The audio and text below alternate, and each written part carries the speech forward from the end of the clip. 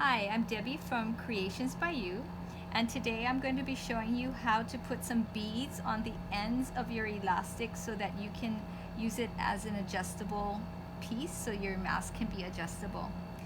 So first of all, I have some samples over here, and we'll be going through different ways that you can use the beads. I have a completed mask. So some of you are going to have masks at home. You might need to replace elastic, or you just want to tighten your elastic. So right now I have a piece of wire. It's probably a 28 gauge or a 26 gauge wire, very flexible. And I'm just going to stick the wire, use it like a needle, and I'm going to get this cute little flower bead over here, blue one that matches the turtle, and I'm just going to give it a little tug right there, pull out my wire, and then I'm going to tie a knot at the end. The reason why I'm tying a knot is because it fit through the elastic, so it would fall off again, right? So here I have a knot, and this bead here now becomes adjustable. You can get this knot closer to the end if you'd like, but if not, if you needed it tighter, you just slide. If you need it looser, if it's shrunk in the wash, you can move it back. So this becomes a nice snug bead here to make your mask adjustable. So we've done that on other masks. So right here we have this cute, what do you call this bead, Val? Melon bead. Melon bead. We have an assorted melon bead mix right here. So cute. And right here on this mask, there's some daisy little flowers. And right over here we have some little hearts, little green hearts on this little doggy mask. Really cute. And it's just super easy. I've strung some up here so you can see them. Stars, candy, butterflies, and they all come in assorted mixes, and it's on our website at cbysparkle.com right under the mask making supplies. These are all good for what, 1/8 inch? This is good for 1/8 inch, you're right. So now, what do we do when we have a 1/4 inch elastic?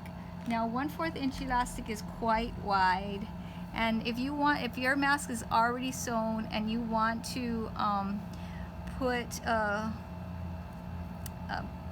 stopper or a bead slider on here, there's a wide rubber bead that we have, and this one we thought, yeah, maybe it'll fit, and it does. It fits very well. So you just slip your wire through that again, and you give it a nice tug, and it's pretty easy to do.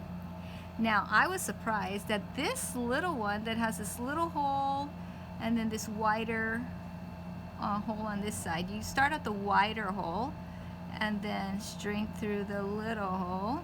I'm having a hard time because my wires don't want to go through there.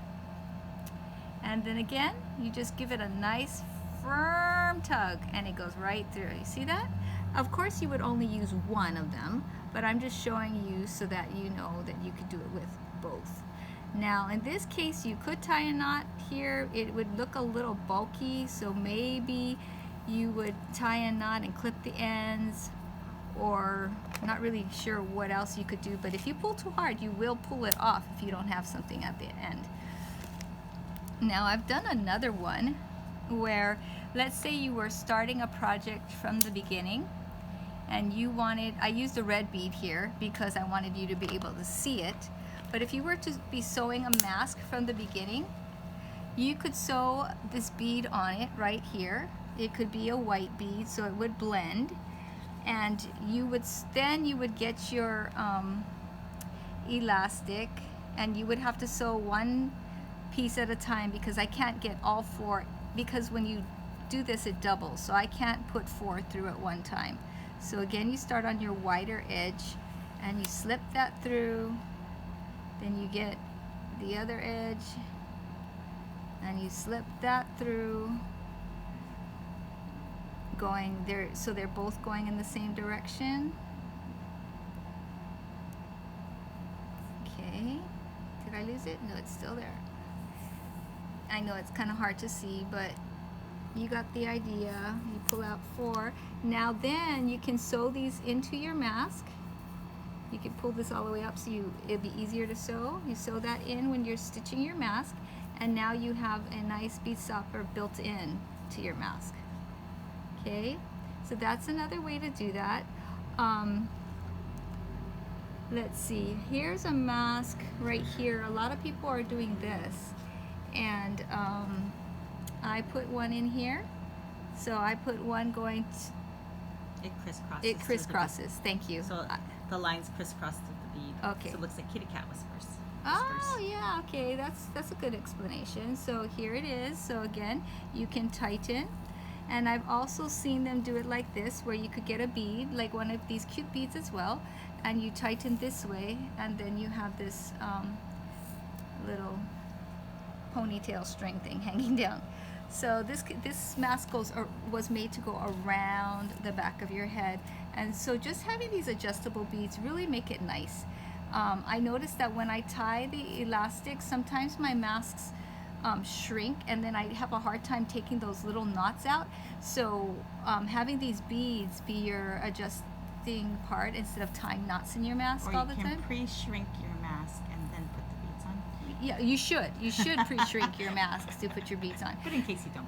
Right, so all of these things, as well as our iron-on rhinestones. Let me show you this cute coffee one that I made. My sister likes coffee, and I blinged out the little coffee cup, the little coffee in the cup.